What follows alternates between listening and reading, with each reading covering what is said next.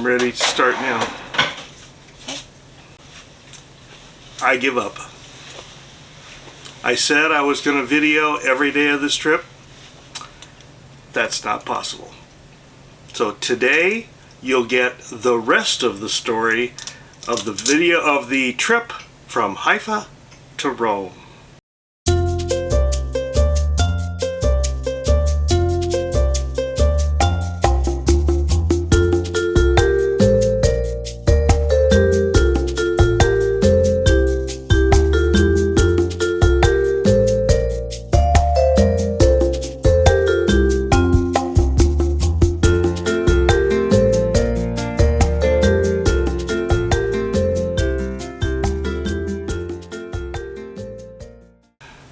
So it turns out that I can't do justice to the trip that we're doing.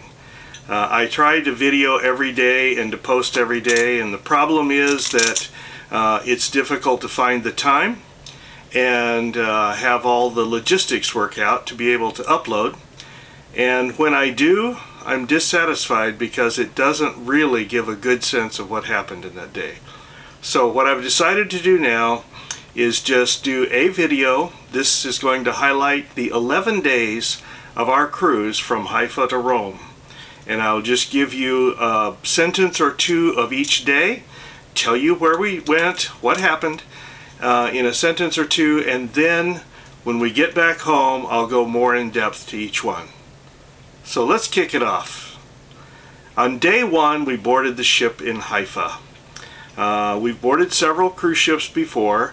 This was our most difficult boarding. We were on our feet for somewhere between 3 and 4 hours waiting to board the ship.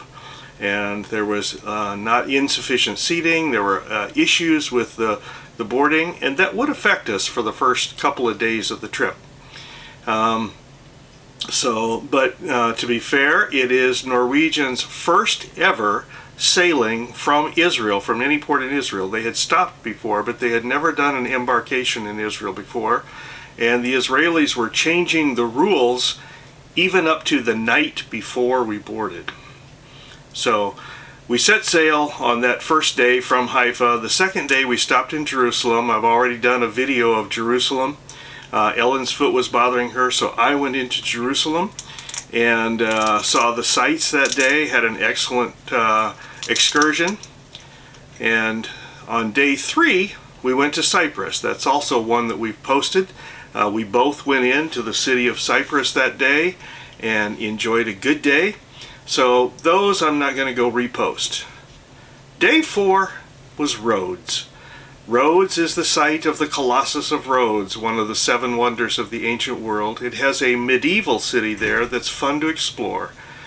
We had been there once before for a day, and so Ellen decided to rest her foot, which she had hurt. She had dropped something on it during the embarkation process and was hurting, so I went into town, took some photos. When we get back home, I'll show you some of those. It's a fun city to visit. Day 5 was supposed to be Ephesus, and the problem is that I began feeling sick about that time. Ellen was concerned that the trip would be too much for her. We looked at the excursion and what was required by way of walking, and so we wound up just staying on the ship. We'd seen Ephesus before. We were hoping to get one more part, but that didn't happen. Day 6, we went to Istanbul, and I will do a full posting. We had the good fortune of finding, for about the same price, actually less price, than a ship tour, we found a private guide in Istanbul and who took us around. His name was Kenan. We will give you details if any of you are interested in Kenan, and he did a remarkable time. He did an excellent job of helping Ellen pace herself during the day, and I was able to see a few more things, but we felt safe and secure and just had an excellent time in Istanbul. We're glad we finally went. Day 7 was supposed to be a stop in Patmos. Patmos is the place where John wrote the book of Revelation. He had been exiled from Ephesus for refusing to worship the emperor, and so he was exiled to Patmos. Unfortunately, Patmos doesn't have a very big cruise port, and so we were going to use tenders where you ferry passengers on small boats to the island, and the waters were too rough. So we wound up, the ship skipped the port of Patmos. So we saw it from afar, and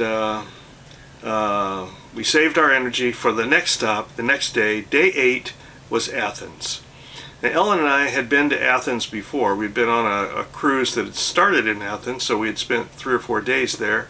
So we elected to go to the Plaka, which is the marketplace in the old town. It's full of quaint shops. It's where I bought my last fisherman's hat, and this time I bought a new one. And Ellen also made some purchases, browsed the stores, had a wonderful day visiting Athens. I took a jaunt over to the Roman Agora and took some more pictures there. And so we also discovered a new service, which I'll share when I do my video of Athens, a new pickup service for delivering you from the cruise ship to the port and back. It's something that we will plan to use again because we were very pleased with it.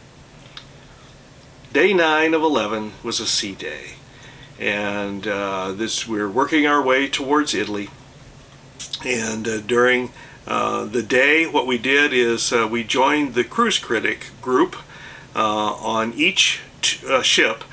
There will be a cruise critic group, and they normally have a meet and greet. So these are veteran cruisers who get together and share knowledge with one another, and the ship supports it. They invite the major crew of the major leaders of the departments of the ship to come and talk to us and offer their help, and we learned a lot.